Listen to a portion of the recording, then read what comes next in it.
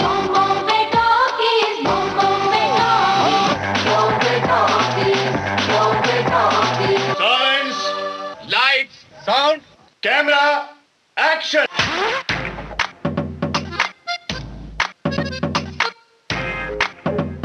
दोस्तों, बॉम्बे टॉकीज कार्यक्रम में आप सभी का बहुत बहुत स्वागत है। आज के बॉम्बे टॉकीज कार्यक्रम में आपको सुनवा रहे हैं अभिनेता मेजर विक्रमजीत कंवरपाल से यूनुस खान की फिल्मी गपशप। सुनिए। बॉम्बे टॉकीज कार्यक्रम में आप सभी का बहुत बहुत स्वागत है और इस वक्त स्टूडियो में हमारे साथ हैं भूतपूर्व फौजी अधिकारी और अब एक्टर मेजर विक्रमजीत कंवरपाल। कैसा लग रहा है सर आपको विविध भारती के स्टूडियो में आकर? सर ये करीब मैं अभी तीसरी या चौथी बार आ रहा हूँ और यहाँ पे आके बहुत ही अच्छा लगता है। इट्स एक्चुअली जैसे कहा जाए तो it's an honour to be here and thank you for calling me. I am so grateful. ताल्लुक रहा है रेडियो से फौज के दिनों में? जी, मेरा फौज के दिनों में जो ताल्लुक था वो तो कोई इमेजिन भी नहीं कर सकता। मैं 1995 में 95 में मैं सियाचिन ग्लेशियर पे था, जो दुनिया की हाईएस्ट बैटलफील्ड है, सबसे खतरनाक पोस्ट मानी जाती है। जी हाँ, तो उस पे भी मैं अपने एरिया की सबसे खतरनाक पोस्ट पे था। उस पोस्ट का नाम हुआ करता था उस टाइम पे पहलवान जी। और वो थी करीब 19,600 फीट पे। ओ हो जी। और वहाँ पे कभी कभी वैसे तो बैटरी ज़्यादा लास्ट नहीं करती, बिकॉज बैटरीज जो है रेडियो की वो ख़त्म ही हो जाती हैं टेम्परेचर की वजह से। -30 -50 डिग्रीज तक होता है। वहाँ पे एक रेडियो पे रिक्वेस्ट आया करती है। रेडियो जब हम सुना करते थे तो दिल्ली से एक स्टेशन हुआ करता था जिसका नाम था फोर्सेस रिक्वेस्ट, खास करके फौजियों के लिए थी। फौजी अपने लिए, अपने भाई बंधुओं को या अपने फैमिलीज फौजी की, उसके अंदर रिक्वेस्ट भेजा करते थे एक दूसरे को। फोर्सेस रिक्वेस्ट था। तो हाँ, मेरा पहला जो रेडियो के साथ वो रहा। उससे पहले मम्मी पापा तो मतलब जो बचपन में रेडियो पे सुनाई करते थे, कॉमेंट्रीज ना हो गई जो, पर हाँ ये जो गानों का सिलसिला और फौजियों के साथ कैसे मिला गया है वो मैंने सियाचिन पे सीखा। क्या बात है। अच्छा ये बताइए, ये एक्टिंग वाला जो मामला है ये फौज के दिनों में कहीं अंदर दबा हुआ था? ये एक्टिंग का मेरे को शौक तो स्कूल से ही था। तो स्कूल में प्लेज करा करते थे और स्कूल में मैंने अपना एक छोटा सा प्ले डायरेक्ट भी किया था। मेरी जो प्रिंसिपल थी उस टाइम पे, उन्होंने मुझे कहा था कि भाई तुम बाकी सब कुछ करो ना करो, जब स्कूल और कॉलेज खत्म हो जाए तो बॉम्बे जरूर जाके ट्राई कर लेना। पर वो ऐसा कुछ हुआ नहीं। पर हाँ, एक्टिंग का शौक था। पर हमारे जैसे होता है ना भारतीय फैमिलीज, इंडियन फैमिलीज में यही होता है कि आपके फादर इंजीनियर हैं तो आप भी इंजीनियर, वो लॉयर हैं तो आप भी लॉयर, डॉक्टर हैं तो डॉक्टर। मेरे फादर फौजी थे। अच्छा, तो ये परंपरा फौज की तो चली आ रही है। हम दो भाई हैं और मेरे बड़े भाई जो थे वो बहुत इंटेलिजेंट थे, तो वो निकल गए यूके, फिर उसके बाद यूएसए। तो यूके में he was in United world colleges, फिर उसके बाद एमआईटी बॉस्टन चले गए। अब हम रह गए तो हमने कहा चलो भाई अब कुछ हेल्प तो करनी चाहिए फैमिली की। तो बिकॉज फाइनेंशियल प्रेशर्स उस टाइम पे बहुत ज़्यादा हो गए थे। ब्रदर अब्रॉड पढ़ रहे थे, मॉम डैड अकेले काम कर रहे थे। तो मैंने कहा जितने जल्दी उनसे बोझ उतार लिया जाए, तो मैंने फौज ज्वाइन कर ली। तो फौज के जो दिन थे उन दिनों में जब आप फिल्में देखा करते थे, फौज में तो फिल्में दिखाई भी जाती हैं फौजियों के लिए खास तौर पर, तो ये सपना धीरे धीरे पल रहा था कि एक दिन आप भी खुद को रुपहले पर्दे पर देखने वाले हैं आगे चलकर? मैंने ये सोच लिया था कि चाहे जब भी मैं फौज छोड़ूं, 5 साल 10 साल 15 साल या 20 साल के बाद, चाहे पेंशन लेके छोड़ूं, मैं बॉम्बे जाके एक्टिंग ट्राई जरूर करूंगा।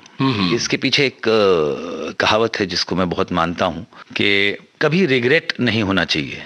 रिग्रेट का मतलब कि जब आपका एक पैर कब्र में हो तो कभी ये ना सोचें कि काश मैंने वो किया होता। तो सब कुछ जो आपको करना है वो कर लीजिए, एक ही जिंदगी है तो करके देख लीजिए। फेल हो जाएंगे तो कोई बात नहीं, पर ये रिग्रेट नहीं रहेगा कि कोशिश नहीं की। तो मैं उसी कोशिश को पूरी करने के लिए बॉम्बे आया और धीरे धीरे थोड़ा बहुत जितना बना अभी तक बन चुका। क्या बात है। अच्छा, फौज का जो टेन्योर था आपका वो जब खत्म हुआ तो आपने मुंबई आने का जब फैसला किया तो परिवार की क्या राय थी या उनकी क्या रिएक्शन थी उस समय में? पहली बात तो जब मैं फौज छोड़ने वाला था तो पापा बड़े अगेंस्ट थे। वो बोलते थे कि तुम यहाँ पे कुछ नहीं कर पाओगे तो दुनिया में क्या कर पाओगे बाहर जाके।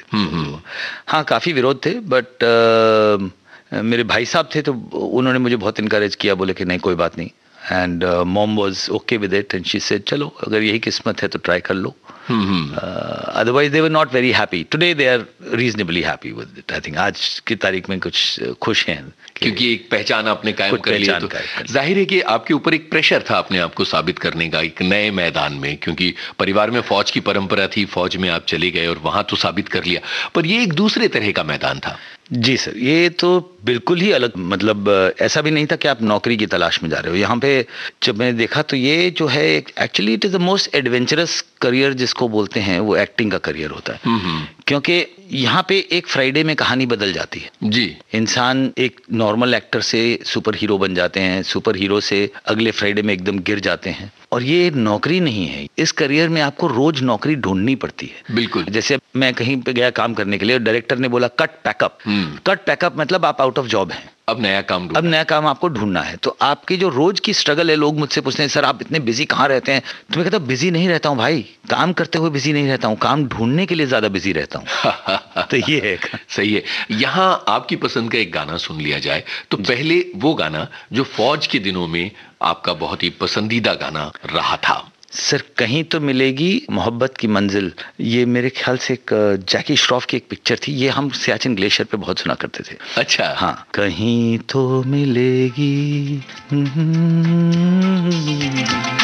कहीं तो मिलेगी मोहब्बत की मंजिल, ये दिल का मुसाफिर चला जा रहा है.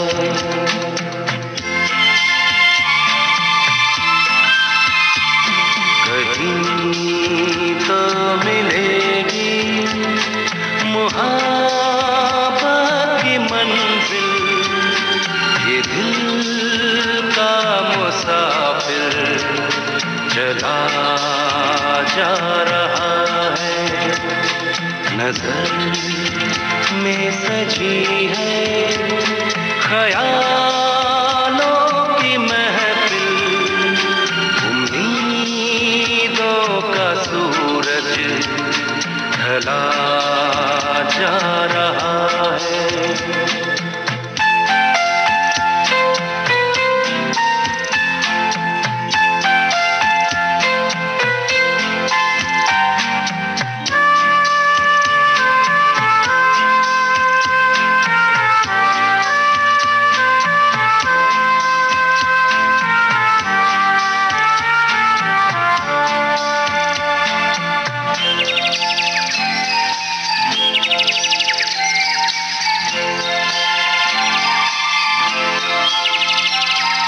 जल के बुझे जिंदगी की शमा,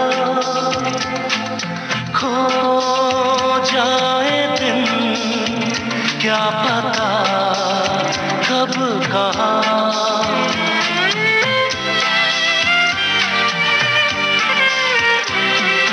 जल के बुझे जिंदगी की शमा, खो जाए दिन क्या पता कब कहाँ. है ये कैसी डगर, है ये कैसा सफर, ना किसी को पता ना किसी को खबर. है तूफान में कश्ती बड़ी दूर साहिल, ये दिल का मुसाफिर चला जा रहा है. विक्रम जी, फौज की बातें की और आपने कहा कि फौज के दिनों में गाने सुना करते थे और जैकी श्रॉफ वाले गाने की आपने फरमाइश भी की. फौज और फिल्म का किस तरह का ताल्लुक रहता है? फौज में जो फिल्में हम देखते हैं सर, वो ज्यादातर सिर्फ एंटरटेनमेंट के लिए देखते हैं, बिकॉज वैसे ही बहुत सारी टेंशन्स अलग होती हैं फौजी को. जी. तो वो मतलब अगर कह लिया जाए तो वैसे कोई ताल्लुक तो है नहीं. जी जी. पर फिल्मों का असर जो हमारी बेसिकली जो इंडियन पॉपुलेशन है उसके ऊपर बहुत ज़्यादा होता है जी। ऐसा नहीं है कि हमारे वहाँ पे हीरो नहीं हुआ करते थे, हमारे जवान बहुत फिल्में देखते हैं। मैं तो ऑफिसर क्लास था तो बट हमारे जवान काफ़ी फिल्में देखते थे। सियाचिन ग्लेशियर पे हमने वो अपने बंकर्स में पोस्टर्स लगे हुए थे, मतलब वो मैगजीन फाड़ फाड़ के अक्षय कुमार, उस टाइम पे ममता कुलकर्णी जी बहुत होती थी, माधुरी दीक्षित जी थी, तो इन सब के पोस्टर्स लगे रहते थे। फैंस तो उस टाइम भी थे। फिल्मों की थोड़ी बात करने से पहले मुझे लगता है कि चूंकि सियाचिन का नाम बार बार आ रहा है और आपने -40 डिग्री कहा, ये एक आंकड़ा अगर एक पासिंग कमेंट की तरह निकल जाए तो लोगों को उसकी भीषणता का, उसकी इंटेंसिटी का अंदाजा नहीं होता। वहां के हालात के बारे में लोगों को थोड़ा वाकिफ कराइए कि कितना मुश्किल होता है एक फौजी का इतनी ऊंचाई पर। 16,000 फीट आपने बताया था। जी नहीं, 16,000 पे तो बेस कैंप है सर, मतलब जी, जी, 16,000 पे जो है वो बड़ा रेगुलर है। मैं कह रहा हूँ समथिंग लाइक जहाँ मेरी पोस्ट थी दैट वाज 19,600। हो और उससे भी एक ऊपर पोस्ट थी दैट वाज 21,300, जहाँ पे मैंने कुछ अरसा गुजारा बिकॉज वो मेरी फॉरवर्ड पोस्ट थी। एज अ कंपनी कमांडर मुझे जाना पड़ता था। मतलब 7,000 मीटर के आसपास बैठता जी है हाँ, वो। मतलब आप अगर देखें तो एवरेस्ट से आप 1,000 मीटर हाँ नीचे। जी, वही 1,000 मैं फीट बताना नीचे। चाहता हूँ कि एवरेस्ट 8,848 मीटर है। थोड़ा क्या होता क्या है कि अब सियाचिन जैसी जगह पे लोग बोल देते हैं कि भाई हाँ तो हम भी हो आए ना। जैसे अगर आप लेह कभी गए हों, लेह लद्दाख कभी गए हों, तो वहाँ पे एक टूरिस्ट स्पॉट है जिसको बोलते हैं Khardung La ji. Highest motorable road. उसकी हाइट है मेरे ख्याल से 18,630 फीट। तो वो बोलते हैं मैं भी 18,000 पे तो होके आया हूँ, पर 18,000 पे जाकर आधे घंटे के लिए चाय पी के आना एक अलग चीज़ है। और वहाँ पे 78 दिन मैं वहाँ पे 78 डेज के लिए रहा था अपनी पोस्ट पे 19,000 की फीट पे। जी। तो 78 डेज कैसे गुजारने हैं और एक चाय की सुड़की मार के आना है, उसमें बहुत अंतर होता है। कितनी थिन एयर होती है? There is no air sir, वो but then like they say the body is very adjustable, तो वो बॉडी एडजस्ट कर लेती है अपने आप को। और 2-3 हफ्तों के बाद आप थोड़े यूज्ड टू हो जाते हैं तो आपको सांस उतना कम आता है, पर ऐसा नहीं होता है कि आप रेगुलर हो जाते हैं। वहाँ पे है ही नहीं, ऊपर से एक तो ऑक्सीजन तो जीरो है और आपको लोड ले जाना है तो मतलब 15 किलो से ऊपर आप उठा भी नहीं सकते। जी जी बिल्कुल। और इतना मैं अभी आपके दावे से कह रहा हूँ कि जहाँ मेरी पोस्ट थी, अगर वहाँ पे आप 6 कदम से 7वां कदम नहीं ले सकते, तो जब मैं 7वां कदम नहीं ले सकते बोल रहा हूँ, मैं कह रहा हूँ कि 7वां कदम आप नहीं ले पाओगे, ले ही नहीं सकते। नहीं जी। ले सकते अनलेस आप वहाँ पे ट्रेंड हो। क्या बात है। तो मतलब इतने मुश्किल हालात में भी काम करके और खुद को खुश रखना और अपने सपनों को बचा के रखना बड़ा मुश्किल होता होगा। इसमें जैसे मैंने कहा कि ऑल इंडिया रेडियो का बहुत बड़ा हाथ है जी। और मैं वो सच में कहना चाहूँगा, मतलब मैं ये नहीं इसलिए नहीं कह रहा हूँ क्योंकि मैं यहाँ पे इंटरव्यू देने आया हूँ। वहाँ पे एक सोर्स ऑफ एंटरटेनमेंट था, वो था एक रेडियो। जी। अगर हालात ठीक हों, वेदर ठीक हो, तो रेडियो के वो अपनी आपकी बैटरीज की सप्लाई आती रहे तो रेडियो चलता रहता था। जिस दिन खत्म हो गई तो उस दिन गाने भी बंद हो जाते थे, फिर खुद बिल्कुल। गाने पड़ते थे। फिर खुद गाने पड़ते थे। तो क्या इसका मतलब ये है कि आपसे गाना गवाया जा सकता जी है? नहीं, बिल्कुल भी नहीं। मैं फिर आपकी जितना वो चैनल जो सुन रहे हैं वो बंद कर देंगे। अच्छा, अब मुंबई वापस आ जाते हैं। जी। फौज के ये मुश्किल दिनों की बात इसलिए ताकि मैं इस बात का एक विरोधाभास लोगों को समझा सकूं कि वो स्ट्रगल और ये स्ट्रगल पूरी तरह से अलग है। मुंबई के स्ट्रगल के बारे में बताइए। तो हम सबसे पहले मुंबई पहुंचे थे और यहाँ पे एक सबसे बड़ा प्रोडक्शन हाउस है, तो हम भी उस कतार में खड़े हो गए जहाँ पे लाइन देने। पर क्या था कि आया तो मैं फौज से था, मेजर की रैंक पे था, तो मैंने को इनडिसिप्लिन को ज़्यादा पसंद नहीं था उस टाइम पे। मेरे को ऐसे लगता था कि भाई यहाँ पे आके भी कुछ अपनी कुछ वैल्यू तो होगी। पर क्या है कि सिविलियन दुनिया को फौजियों के बारे में कुछ ज़्यादा पता नहीं है। नहीं, बिल्कुल। तो जब मैं वहाँ फोटो देने पहुंचा तो मुझे किसी को फोटो पहुंचानी थी, ऊपर जो भी कास्टिंग डायरेक्टर थे, उनके नाम नहीं लूंगा किसी के। तो वहाँ पे जो सिक्योरिटी गार्ड था तो उसको मैंने बोला कि भैया ये वहाँ तक पहुँचा दीजिएगा। और मैंने उसको बोला कि मैं मेजर बिक्रमजीत हूँ। तो मेरे ख्याल से या तो उन्हें समझ में नहीं आई कि मेजर क्या होता है। तो उसने बोला, उसके बटन 2-3 खुले हुए थे, हाथ उसकी छाती खुजा रही थी और उसने बोला हाँ चल रख दे जा। अब जब यूनिफॉर्म में मैं किसी आदमी को, चाहे वो सिक्योरिटी वाला हो, जब यूनिफॉर्म में किसी को देखता हूँ तो एक थोड़ी सी मुझे अलग फीलिंग आती है। पर मैंने उसको देखा, मैंने कहा यार तुम्हारे जैसे तो मैं 1000 लोगों को कमांड कर चुका हूँ। जी। मतलब कि अगर मैं कह दूँ सावधान, तो मजाल है कि आंख इधर से इधर मटक जाए। जी बिल्कुल। और तुम मुझे बोल रहे हो कि रख दे चल जा।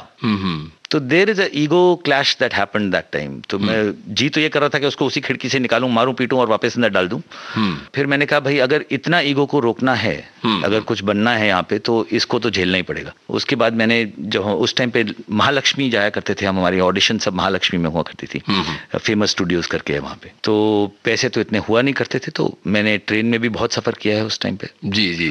उस गर्मी में उस ट्रेन में घुसना ही बड़ा मुश्किल था। तो जब हम फौज में हुआ करते थे तो हम मतलब हमारे लिए एक जीप होती थी कंपनी कमांडर की अपने अपने काम से जाने के लिए, तो उस जीप से निकल के अगर आपको ट्रेन के झटके खाने पड़े, ये सब क्लैशेस थे दिमाग में, जी। ओवरकम किए and this is where I am. तो पहली बार कैमरे का सामना मुंबई में आपने किस प्रोजेक्ट के लिए किया था? सर सबसे पहला मेरे को एक सीरीज मिली थी, सीरियल मिला था कहीं किसी रोज, उसमें यश टोंक, उनकी वाइफ मजर खान, तो काफी बड़ी कास्ट थी। उस टाइम का वो नंबर 1 सीरियल हुआ करता था। मेरी माँ वो बहुत देखा करती थी, तो फर्स्ट टाइम मुझे जो चांस मिला था वो उसी सीरियल में मिला, तो मैंने माँ को बताया भी नहीं। फिर एकदम से मैं उस सीरियल में आ गया एक हफ्ते के बाद, तो मम बड़ी खुश हो गई, अरे तुम वहां पहुंच गए, मतलब that was her favourite serial, तो वो बड़े खुश हुए मुझे देख के उसमें। जी। और उसके बाद धीरे धीरे फिर आपकी पहचान बनती चली गई। टेलीविजन तो बहुत किया आपने, फिर उसके बाद लगातार? जी, टेलीविजन मैंने काफ़ी किया, काफ़ी सीरीज हो चुके, अभी करीब 27 लंबे सीरियल हो चुके। छोटे मोटे ये तो जैसे एपिसोडिक्स हैं, जैसे क्राइम पेट्रोल्स और ये सब तो वैसे बाय द वे हो ही जाते हैं, क्योंकि कोई ना कोई आपका दोस्त उधर होता है जो बोलता है अरे यार मेरे लिए ये कर दो। तो हाँ, टीवी काफ़ी कर लिया। टीवी के सबसे चैलेंजिंग रोल्स के बारे में बताइए जो अपने करियर में आपने किए हैं। सर चैलेंजिंग तो मुझे कोई ऐसे लगे नहीं टीवी में रोल, पर जो इंटरेस्टिंग रोल जो मेरे को बहुत मजा आया करने में, वो चैनल ही नहीं चले शायद। एक शो किया था हमने नमक हराम करके। अच्छा। तो उसमें थी नारायणी शास्त्री, मैं और ये अपना मिस्टर त्यागी थे उसमें। Very nice actors and they taught me a lot about acting and I think that was one of the most fabulous. मतलब वो रोल जो है वो निभाने का मजा आ गया, क्योंकि उसके अंदर एक बड़ा पंजाबी सा कैरेक्टर था और मेरे को डिफरेंट कैरेक्टर्स करने बॉम्बे आना था। मैं I don't want to become a hero, मैं तो अपने आप को शक्ल देख ही लेता हूँ, शक्ल शीशे में, तो कैरेक्टर बनने का मूड था मेरा। एक वो शो था, फिर एक किया था हमने, एक इंग्लिश शो आया था बॉम्बे टॉकिंग जो आया था, एक चैनल हुआ करता था, उस पर एक बॉम्बे टॉकिंग करके आया था, उसमें मैंने एक ग्रैंडफादर का रोल किया था, but that was very interesting. और फिर एक सियासत करके सीरियल था, वो किया था। जी। उसके अंदर मैंने अबू फजल का रोल किया था। ओहो। तो अबुल फजल जो है नवरत्न थे अपने अकबर के दरबार में। जी हाँ, तो उसका रोल था। तो these are the few series that I have enjoyed doing this series. जब टेलीविजन आप कर रहे थे तो स्ट्रगल धीरे धीरे खत्म होता चला गया था, किस तरह के एहसास मन में हो रहे थे इन सब रोल्स? स्ट्रगल तो अभी भी खत्म नहीं हुआ। देखिए क्या है कि हर स्ट्रगल का एक मुकाम होता है, और देखिए क्योंकि सिविलियन लोग, जब मैं सिविलियन इसलिए कह रहा हूँ क्योंकि इंडस्ट्री को भी मैं एक फौज जैसी मानता हूँ, तो वो एक क्लोज्ड इंडस्ट्री है। तो बाहर का जब आदमी आपको देखता है, जैसे अभी कभी मैं चंडीगढ़ चले जाता हूँ, दिल्ली सोलन अपने गांव चले जाता हूँ, तो लोग बड़े खुश होते हैं, अरे ये तो वो आ गए, वो देखो जा रहे। पर उनको ये समझ में नहीं है कि यहाँ पे एक स्ट्रगल अलग लेवल का है। तो मैं तो आज भी स्ट्रगल कर रहा हूँ, मैं आज भी उसी ऑडिशंस पे जाता हूँ और आज भी ऑडिशंस पे सबको बुलाया जाता है। तो मतलब स्ट्रगल अभी तक खत्म नहीं हुआ। स्ट्रगल खत्म तब होता है सर जब आप ऑडिशन देना बंद कर देते हैं, तब आपका मुकाम बदली हो जाता है। मतलब कि फिर आपके पास स्क्रिप्ट आती है और वो आपसे पूछा करते हैं कि सर आप ये करेंगे या नहीं करेंगे। जी बिल्कुल। तो उसको मैं मानता हूँ कि वो होता है कि स्ट्रगल खत्म होना। जी, तो मुंबई एक अलग तरह का मैदान है एक एक्टर के लिए। यहाँ एक गाने की जगह बनती है, अपनी पसंद का एक गाना बताइए जो हम अपने श्रोताओं के लिए प्ले करें। मेरी पहली पिक्चर थी पाप, और उसका एक गाना था मन की लगन। क्या बात है, लागी तुमसे मन की लागी तुम्हें मन की लगन। मतलब वो उससे बढ़िया तो गाना मैंने कभी सुना नहीं। और I really want to thank the Bhatt camp, Bhatt sahab, Pooja Bhatt, who gave me the opportunity to work in that film. और वो काजा में शूट हुआ था, तो काजा की वादियों में बैठ के हम वो जब शाम के टाइम जब शूटिंग खत्म हो जाती थी तो वो गाना बहुत सुना करते थे। उन वादियों में और भी ज्यादा अच्छा सुनाई देता था। क्या गानों को बहुत अच्छा सुनते ही गाना, इसके बाद इस फिल्म की बात करते हैं। लगे तुमसे मन की लगन, लगन लगे तुमसे मन की लगन, लगन लगे तुमसे मन की लगन, लगन लगे तुमसे मन की लगन। गली गली घूमे दिल तुझे ढूंढे, गली गली घूमे दिल तुझे ढूंढे, तेरे बिन तरसे नयन। लगन लगे तुमसे मन की लगन, लगन लगे तुमसे मन की लगन, लगन लगे तुमसे मन की लगन, लगन लगे तुमसे मन की लगन।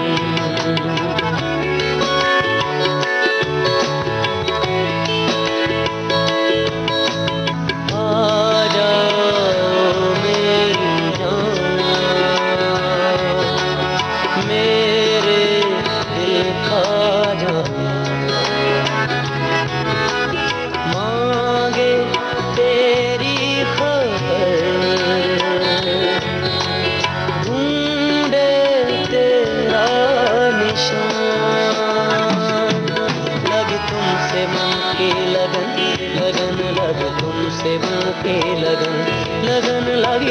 तुमसे मन की लगन, लगन लगे तुमसे मन की लगन। गली गली घूमे दिल तुझे ढूंढे,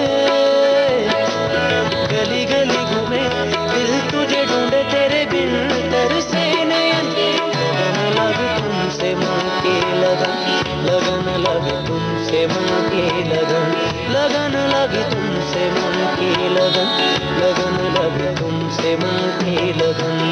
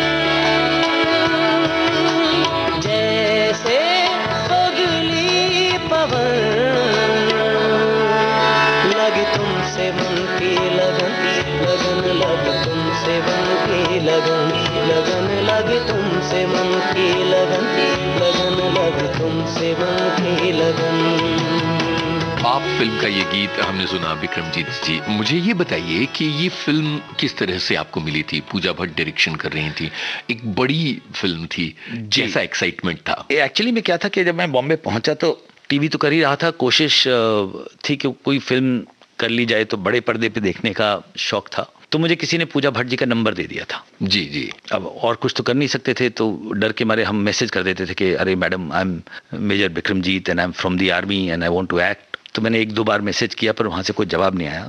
जी। फिर तीसरी बार भी मैसेज किया, फिर जवाब नहीं आया। मैंने कहा यार कहीं इसके बाद नाराज ना हो जाए। तो 1 हफ्ते के बाद मैंने सोचा यार, किसी ने मुझे बता दिया था कि वो फिल्म बना रही है कोई। तो मैंने कहा यार अब नाराज हो जाएंगी तो हो जाएंगी, एक मैसेज और कर ही देते हैं।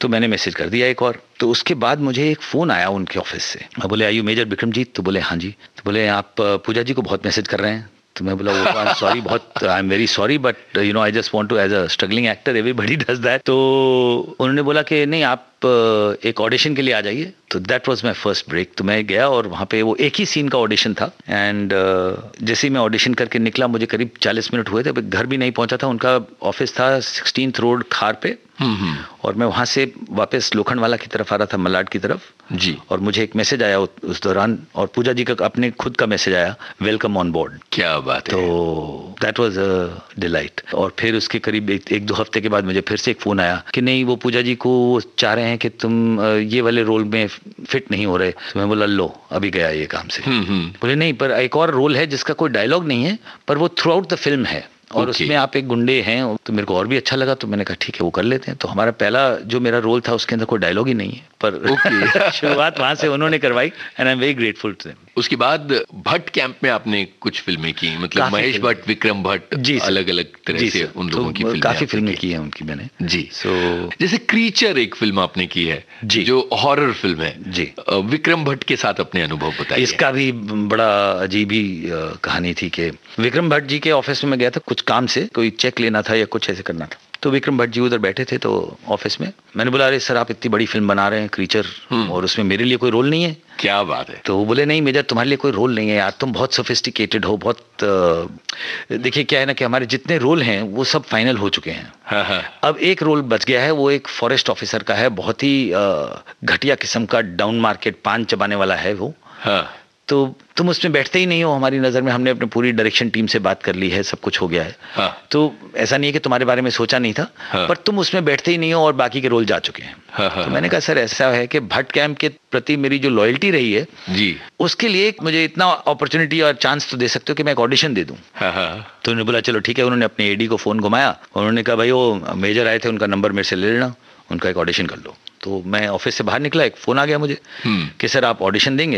मैंने कहा नहीं ऐसे रोल के लिए ऐसे ऑडिशन नहीं दिया जाता भाई, थोड़ी तैयारी चाहिए मेरे को। तो फिर मैं 3 दिन के बाद दाढ़ी वाड़ी थोड़ी सी बढ़ा के, पान वान लेके अपना पूरा खुद का मेकअप किया मैंने, और मैं वहाँ पे ऑडिशन देने पहुँच गया। अरे गजब। तो पहली बात कि उनके ऑफिस में मुझे सब लोग जानते थे रिसेप्शन से अंदर तक, पर जब मैं अपने लुक में पहुंचा तो किसी ने मुझे पहचाना नहीं। तो रिसेप्शनिस्ट ने सबसे पहले मुझे देख के बोला हाँ जी कहिए। तो मैं बोला चलो भाई पहला टेस्ट तो ये पास हो गया कि इसने पहचाना नहीं मैं कौन हूँ। जी। टोपी वोपी पहन के गए थे हम। तो फिर उतने में मैंने बोला वो मुझे बुलाया है किसी ऑडिशन के लिए। अच्छा ऑडिशन, बैठिए आप। तो मैं बैठ गया उधर। फिर उनके वो जो एडी थे और विक्रम भट्ट जी की डॉटर खुद आई मुझे मिलने के लिए। तो बोले हाँ जी कहिए। सो उन्होंने मेरे को ऐसे देखा, फिर थोड़ी देर के बाद उन्होंने देखा ऐसे, अरे मेजर। तो मैंने बोला हाँ जी। अरे वाह आ जाओ। तो वो ऑडिशन में वो थोड़ा एक लाउड चिल्लाने वाला सीन था थोड़ा सा, तो मैं चिल्ला गया उस ऑफिस में। उतने में फंबल हो गया, वो जिस फंबल होता है ना डायलॉग बोलते बोलते, तो वो रीटेक में चले गया, मतलब एक और टेक ऑडिशन का होने। उतने में विक्रम भट्ट ने वो चिल्लाने वाली आवाज सुन ली होगी, तो वो आ गए उधर से। और ऐसे करके उन्होंने देखा खिड़की से, बोले गए क्या हो रहा है ये। तो उनकी डॉटर थी और साथ में एक हमारे पम करके उनके एडी हैं, आजकल काफी कुछ डायरेक्ट करते हैं दोनों। तो मैं बोला अरे सर वो मेजर की ऑडिशन है। तो उन्होंने मेरे को ऐसे बस देखा, उन्होंने मेजर, और बोले ऑडिशन की जरूरत नहीं है, पास। क्या बात है। तो वो रोल मुझे वैसे मिला। इस तरह आप वो इस हॉरर फिल्म में आ गए। जी। क्या बढ़िया यादगार बात आपने इस फिल्म से जुड़ी हुई सुनाई। और इस फिल्म में एक बड़ा प्यारा गाना था, सावन आया है। जी। मोहब्बत बरसा देना तू, सावन आया है, तेरे और मेरे मिलने का मौसम आया है। मोहब्बत बरसा देना तू, सावन आया है, तेरे और मेरे मिलने का मौसम आया है। सबसे छुपा के तुझे सीने से लगाना है, प्यार में तेरे हाथ से गुजर जाना है। इतना प्यार किसी से पहली बार आया है।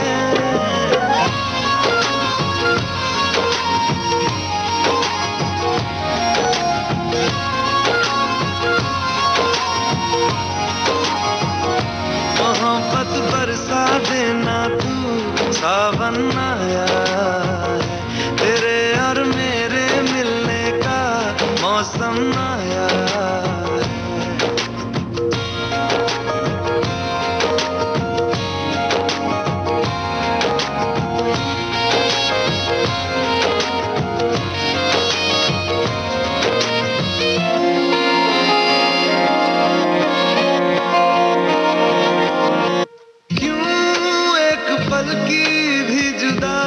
सही जाए ना क्यों, हर सुबह तू मेरी सांसों में समाए ना।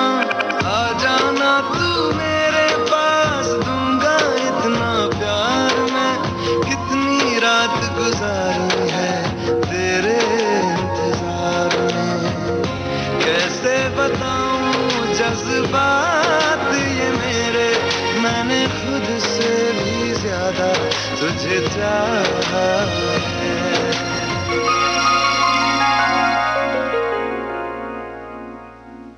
सब कुछ छोड़ के आना तू, सावन आया है, तेरे और मेरे मिलने का मौसम आया है। सबसे छुपा के तुझे सीने से लगाना है, प्यार में तेरे हाथ से गुजर जाना है। इतना प्यार किसी पे पहली बार आया है।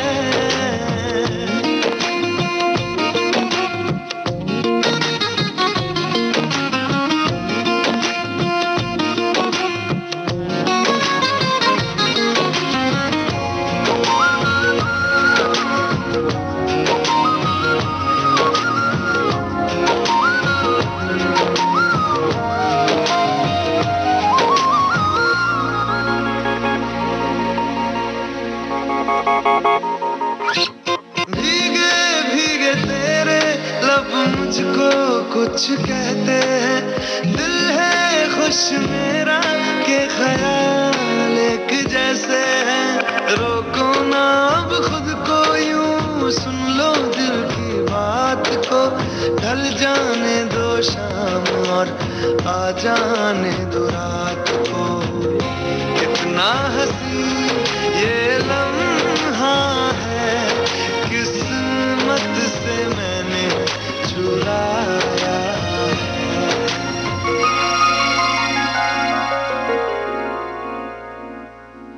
आज की रात न जाना तू सावन आया है, तेरे और मेरे मिलने का मौसम आया है।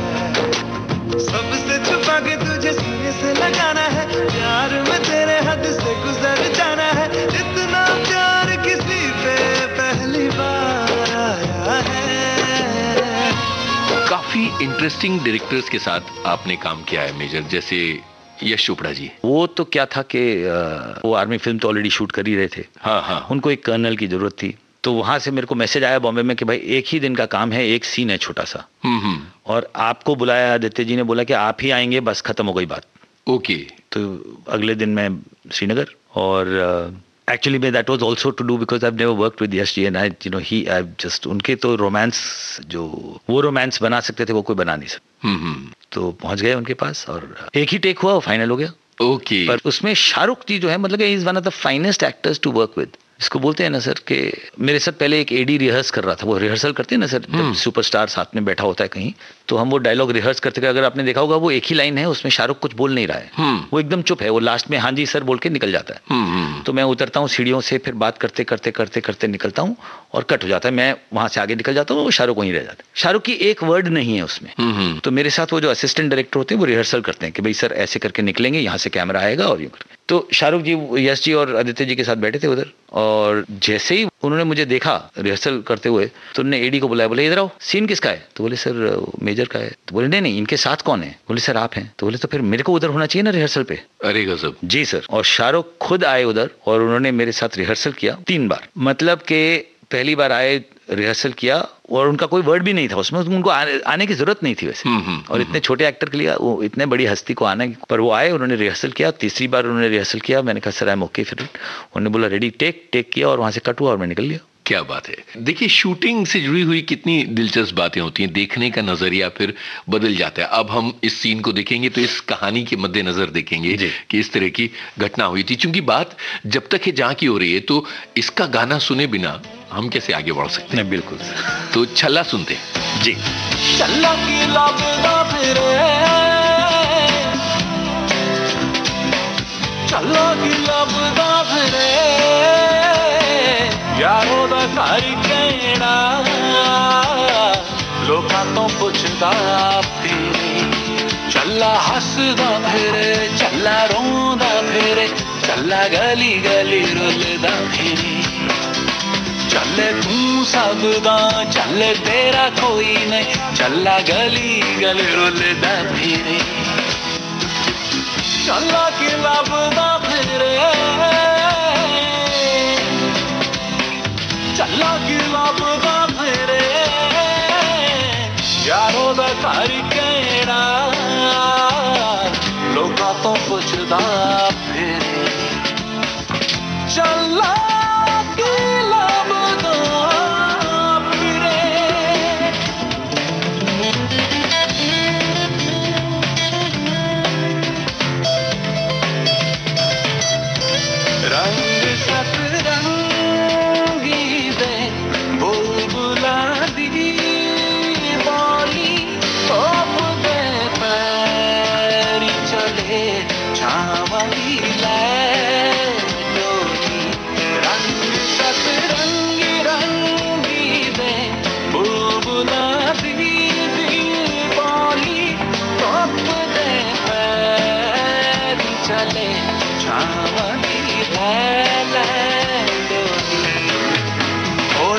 काले बदलां च चन्न लभदा, गूंगियां हवावां दियां बाजां सुनदा। यारो आसे पासे वसदा ए यार मेरा, विखदा नी ओदी खुशबूआं सुनदा।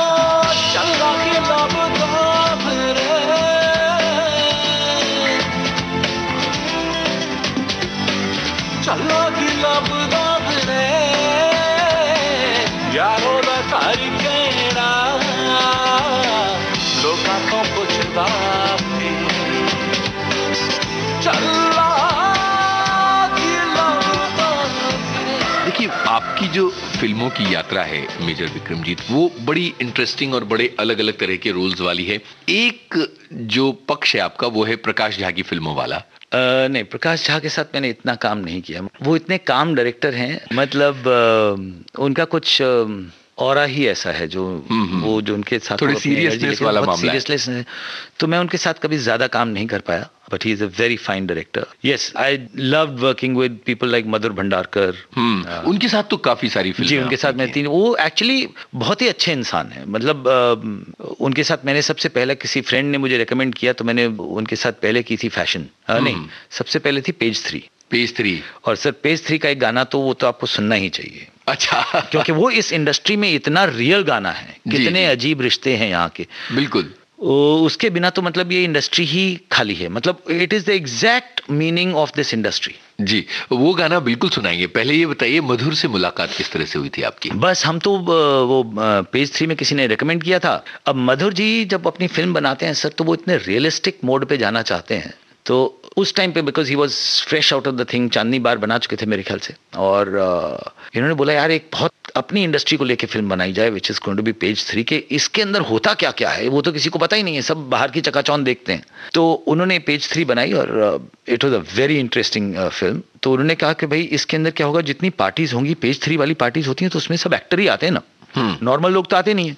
तो उन्होंने बोला कि मुझे इसके अंदर जितने एक्टर होंगे, जितनी पार्टीज होंगी या उनका छोटा छोटा सीक्वेंस होगा, वो सब एक्चुअल में मॉडल्स होंगे या एक्टर होंगे। तो चाहे वो छोटा एक्टर हो चाहे कैसा हो, मुझे वो एक्टर वो चाहिए जो पर्दे पे 10 बार दिख चुका हो।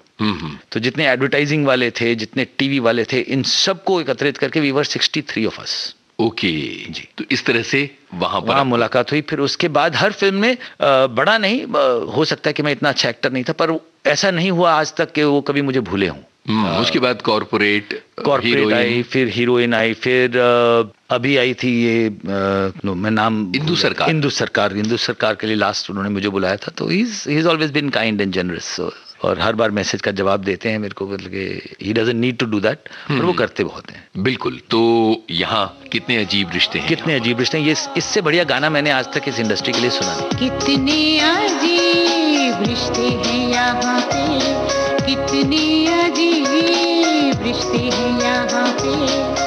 दो पल मिलते हैं, साथ साथ चलते हैं, दो पल मिलते हैं, साथ साथ चलते हैं।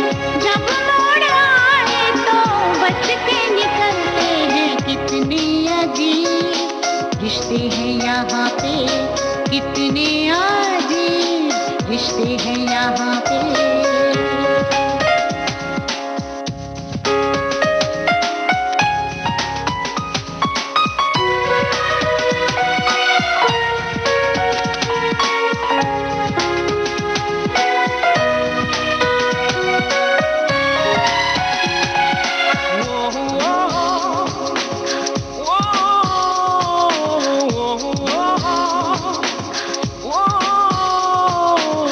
ख्वाबों की ये दुनिया है, ख्वाबों में ही रहना है।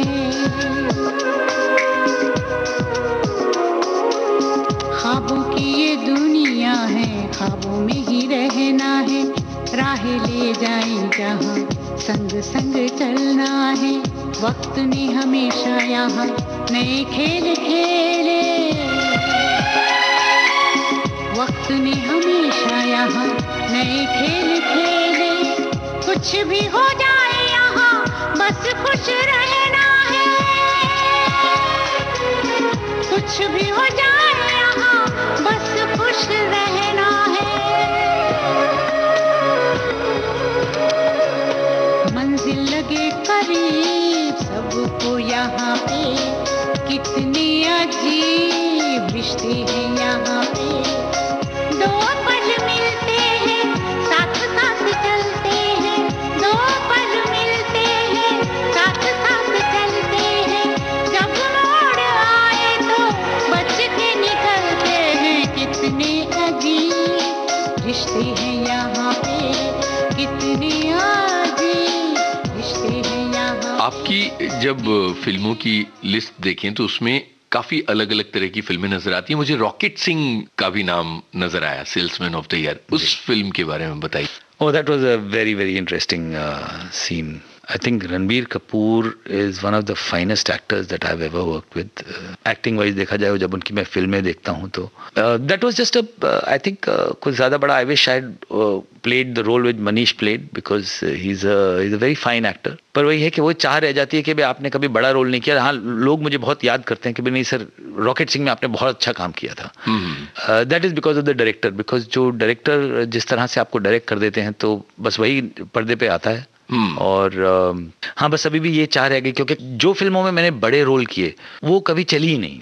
बिकॉज देखिए कि हमारी इंडस्ट्री में एक चीज होती है कि एक तो रोल अच्छा होना चाहिए, उसके बाद उस फिल्म का चलना जरूरी है. बिल्कुल. ताकि आपको पहचान मिले. रोल कितना भी अच्छा हो, अगर फिल्म नहीं चलेगी तो आप वहीं बैठ जाएंगे.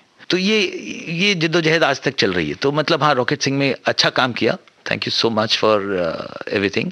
वो तो डायरेक्टर ने करवा लिया हमसे. पर अभी भी मैं उस तलाश में हूँ कि वो एक ऐसा रोल मिले जो आपको एक दूसरे लेवल पे ले जाए. मैंने कहा था ना कि भाई वो कि आप दूसरा ये जो छोटा वाला स्ट्रगल है इसको आप पीछे छोड़ जाएं. चूंकि आपका बैकग्राउंड आर्मी का है, तो क्या ऐसा होता है आपको उस तरह के रोल्स में ही बुलाया जाता है और टाइप कर दिया गया है?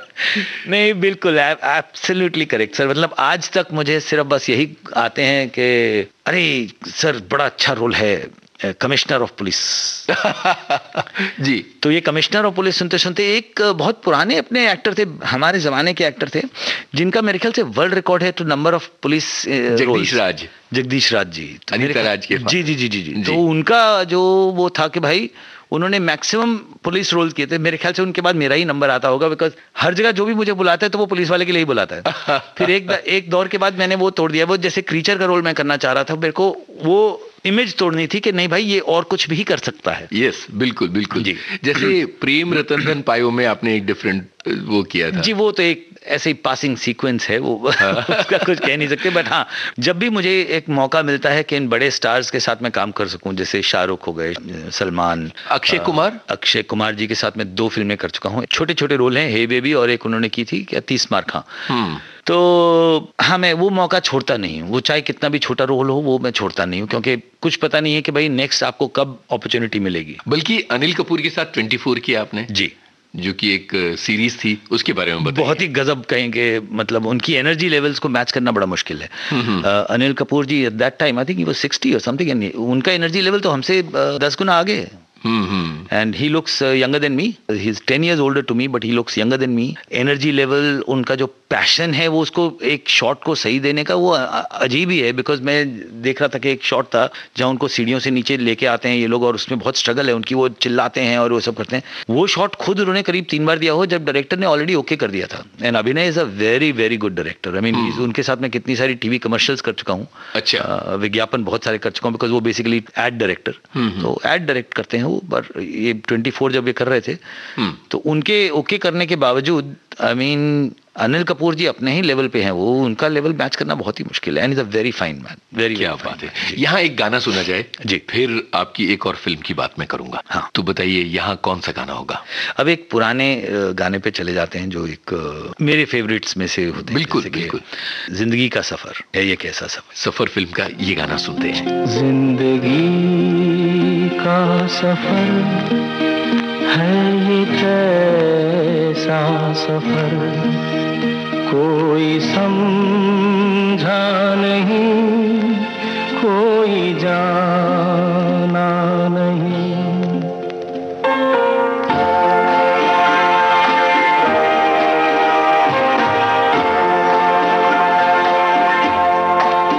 जिंदगी का सफर है ये कैसा सफर, कोई समझा नहीं, कोई जाना नहीं.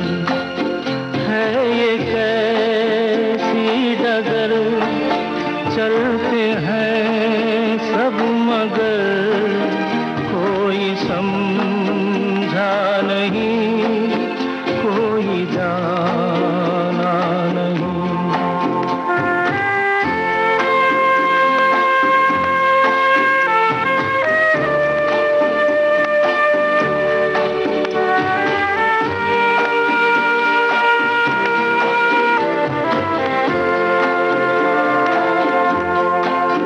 जिंदगी को बहुत प्यार हमने दिया,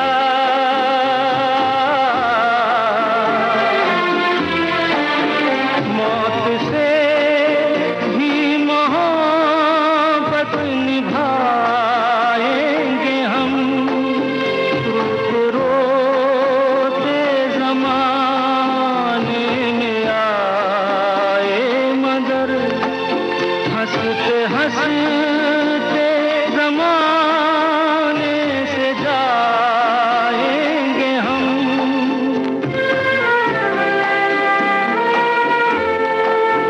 जाएंगे पर किधर है किसे ये खबर, कोई समझा नहीं, कोई जाना नहीं।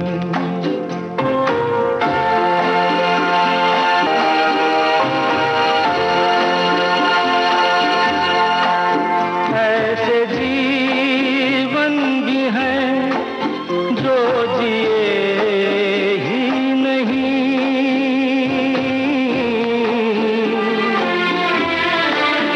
जिनको जीने से पहले ही मौत आ गई।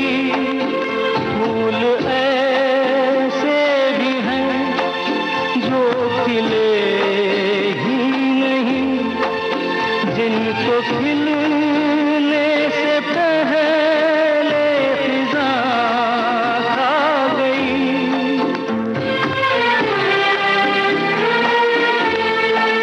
है परेशान नजर, थक गए चार अगर, कोई समझा नहीं, कोई जाना नहीं। जिंदगी का सफर है ये कैसा सफर, कोई समझा नहीं, कोई जाना नहीं। एक फिल्म जो मेरा ख्याल है YouTube पर मौजूद है और सबसे ज्यादा देखी गई फिल्म है लॉकडाउन के दिनों में, ऐसी कोई खबर मैंने कहीं पढ़ी थी, वो है 1971। जी उसके बारे में बताइए। सर, पीयूष मिश्रा जी ने ये कहानी लिखी थी इसकी जी। और मैं उस टाइम पे एक हॉलीवुड का प्रोजेक्ट कर रहे थे हम जोधपुर में, और उनके एक ईपी थे, ईपी मतलब एग्जीक्यूटिव प्रोड्यूसर थे, उनका नाम था अर्जुन बग्गा। तो उन्होंने बोला यार हम एक आर्मी फिल्म बनाने जा रहे हैं, आप जरा थोड़ी सी एडवाइस कर देंगे उसके अंदर। उस फिल्म के लिए मेरी बहुत अच्छी यादें हैं और बहुत बुरी यादें भी हैं, पर कहा जाए तो मतलब कि फिल्म बहुत बढ़िया बनी थी और उसका पूरा एडवाइजर, कंसल्टेंट, सब कुछ मैं ही हूँ। ओके। तो पीयूष मिश्रा जी ने वो कहानी लिखी थी, and hats off to him, कि इतनी बढ़िया कहानी, एक सिविलियन होने के नाते इतनी अच्छी कहानी फौज के ऊपर लिखना आसान नहीं है। तो फिर जब मैंने वो कहानी पढ़ी तो उसके अंदर कुछ चेंजेस थे, जैसे उसका कुछ प्लॉट चेंजेस थे, एस्केप प्लान चेंज था, तो बहुत झगड़े हुआ करते थे। But Piyush ji is a very very fantastic man, he is उनके जैसा इंसान लिखने वाला, और आई थिंक उनको उनका अभी तक मिला नहीं जो उनको मिलना चाहिए था। तो उसमें जितने भी हैं अभी आज के सुपरस्टार्स हैं। बिल्कुल। मनोज बाजपेयी जी की वो कमबैक स्टोरी होनी थी वैसे, पर उसकी वो कुछ पब्लिसिटी नहीं की या जो भी हुआ, इसलिए वो फिल्म ज्यादा चली नहीं।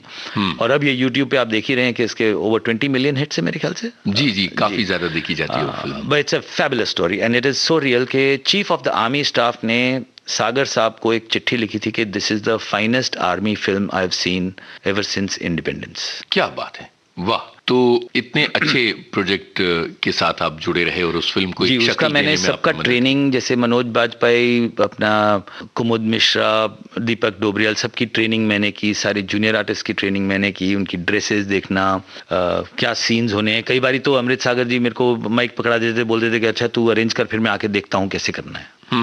तो यहाँ तक मतलब it was that great, it's a very good film, very very good film. अच्छा, मुंबई के इस जीवन में चूंकि फौजी जीवन पीछे छूट गया है, तो अपनी फिटनेस को कायम रखने के लिए और अपनी एनर्जी को बनाए रखने के लिए क्या करते हैं आप?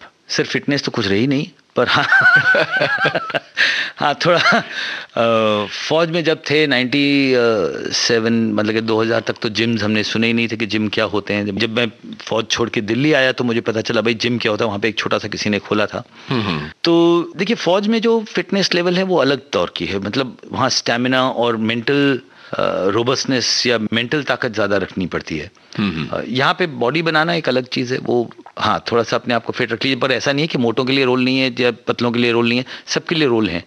तो that is just up to you. मैं थोड़ा सा फिट रहना चाहता हूँ तो इसलिए थोड़ा बहुत कर लेता हूँ। नहीं, ऐसा नहीं है कि आप अपने आप को ये माने कि फिटनेस नहीं रही, आप में वो फौजी की फुर्ती और वो तेजी नजर आती है बाकायदा। शुक्रिया। ये बताइए कि ये लॉकडाउन के ये दिन कैसे बीते और क्या उसके बाद वापस काम का सिलसिला शुरू हुआ है? और lockdown came as a shock, मतलब वो तो it was a very shocking thing. सारे काम एकदम से बंद हो गए। बट मैं एक ऐसा इंसान हूँ जो मतलब क्योंकि मेरे वैसे भी एक्सपीरियंस रहा हुआ है अकेले रहने का और सियाचिन ग्लेशियर पे रहने का, तो मतलब कहानी वहीं पे आ जाती है कि you are how used to you are.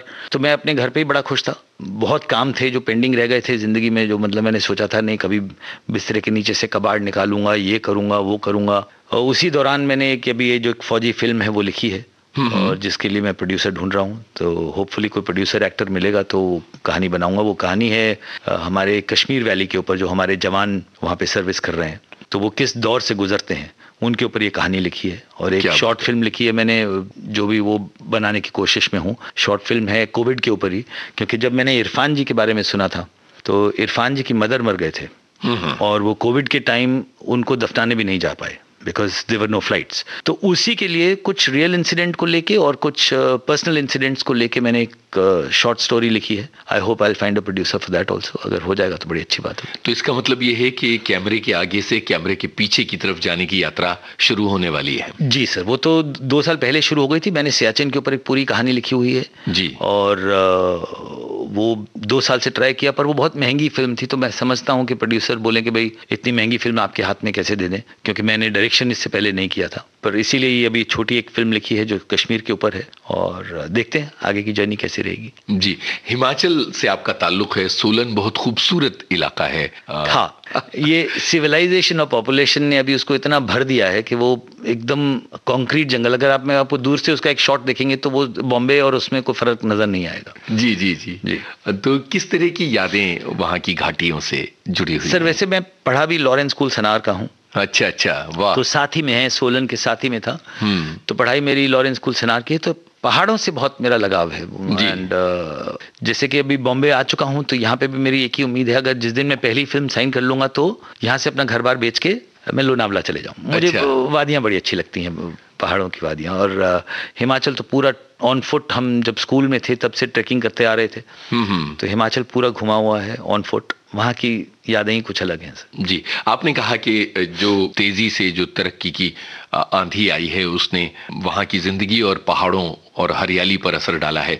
तो इसकी थोड़ी बात कर ली जाए कि किस तरह से हमको पहाड़ों की खूबसूरती को बचाए रखना चाहिए, क्योंकि पहाड़ जो हैं वो एक तरह से हमारे लिए ऑक्सीजन का काम करते हैं दुनिया के लिए। जी, इसका वैसे कोई मुझे इलाज दिखता नहीं है जी। जब तक पॉपुलेशन कंट्रोल नहीं होगी, इसके ऊपर कंट्रोल करना भी थोड़ा मुश्किल है। बिकॉज अब भाई लोगों को रहने के लिए जगह तो चाहिए। वो जाएंगे कहाँ बेचारे? देखिए, एक लॉ पास करना कि नहीं आप घर नहीं बना सकते, वो बड़ा आसान है। घर तो रहने के लिए चाहिए। अब जितनी आबादी बढ़ती रहेगी घर बढ़ते रहेंगे और वो तो बिकते रहेंगे। तो इसका कोई इलाज नजर नहीं आता। ये तो पर्सनल एक देश को जागना पड़ेगा, पॉपुलेशन पे कंट्रोल करना पड़ेगा। बिल्कुल। अब ये बताइए कि इतने वक्त मुंबई में बिताने के बाद और इतने सारे प्रोजेक्ट्स करने के बाद इस पूरी यात्रा का जो कहना चाहिए निचोड़ है वो क्या है, और नए लोगों को अपने एक्सपीरियंस से क्या बात कहना चाहेंगे आप? मैं एक चीज कहूंगा, देखिए लोग जरूर कहते हैं कि पैशन होती है उसको फॉलो करना चाहिए, मरने से पहले कोई रिग्रेट नहीं होना चाहिए। ये कहने के लिए बड़ा अच्छा लगता है, पर फाइनली आपको जीने के लिए पैसा चाहिए सर। तो मत भूलिए कि एक स्टेबल जॉब बहुत जरूरी होता है। जी, अगर आपके पास वो जुनून नहीं है तो इस इंडस्ट्री में आने की गलती मत कीजिएगा, क्योंकि ये इंडस्ट्री किसी को माफ नहीं करती। आप एक दिन कुछ हैं, दूसरे दिन कुछ हैं। अगर आपके पास कोई बैकअप नहीं है तो इट इज़ वेरी डिफिकल्ट। मैं यहाँ पे कुछ वक्त के लिए आया था। मैंने अपने आप को एक टाइम दिया था कि मैं 2 साल तक ट्राई करूंगा। अगर कुछ यहाँ से गाड़ी निकलती दिखी तो उस उम्मीद में मैं उसको आगे ले जाऊंगा, वरना मैं वहीं पे छोड़ देता। तो हर आदमी को, जो भी ये यहाँ पे इंडस्ट्री में आते हैं, जो ट्राई करना चाहते हैं, उनको एक टाइम पीरियड लेके आना चाहिए, स्पेशली यंगस्टर्स को, बिकॉज करोड़ों में एक की किस्मत होती है कि वो शाहरुख बन जाता है, सबकी वो किस्मत नहीं होती। वैसे किस्मत में मैं बिलीव नहीं करता हूँ, but it is a real fact of life कि भाई वो बन गए, इसका मतलब ये नहीं कि आप भी बन जाएंगे। आप कोशिश पूरी कर लीजिए, पर अगर आप कोशिश में नाकाम रहे तो इसी इंडस्ट्री में बहुत सारी जगहें हैं, जैसे डायरेक्शन है, प्रोडक्शन है, मेकअप है, आर्ट डायरेक्शन है। आप इस इंडस्ट्री में रहने के लिए कोई भी लाइन पकड़ लीजिए, which is more giving. Actor बनने सभी आते हैं, सभी को शौक होता है पर्दे पे देखने का अपने आप को, पर ये इंडस्ट्री आपको बता देती है कि आप कहाँ हैं और कहाँ आपको रुक जाना चाहिए। ये समझना बहुत जरूरी है यंगस्टर्स को। क्या बात है। चलते चलते आपकी पसंद का एक और गाना सुन लिया जाए। जिंदगी कैसी है पहेली, जिंदगी कैसी है पहेली, हाय कभी तो हंसाए, कभी ये रुलाए। जिंदगी कैसी है पहेली, हाय कभी तो हंसाए, कभी ये रुलाए।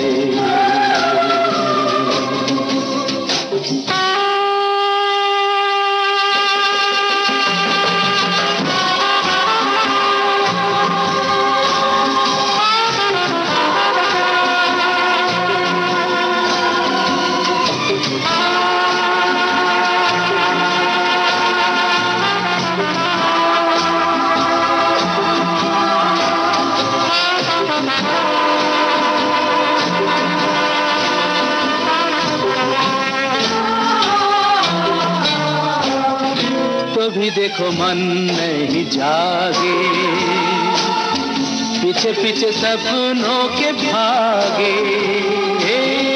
तो भी देखो मन नहीं जागे, पीछे पीछे सपनों के भागे। एक दिन सपनों का राही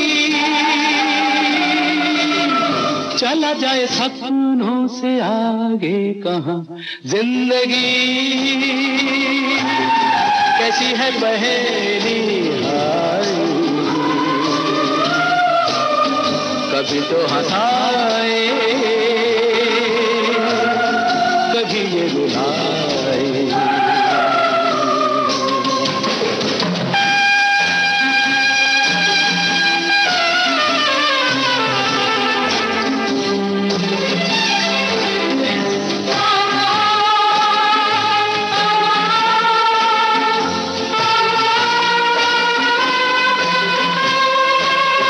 जिन्होंने सजाए यहाँ मेले, सुख दुख संग संग झेले। जिन्होंने सजाए यहाँ मेले, सुख दुख संग संग झेले। वही चुनकर खामोशी यूं चले जाए अकेले कहाँ। जिंदगी कैसी है पहेली, हाय कभी तो हंसाए,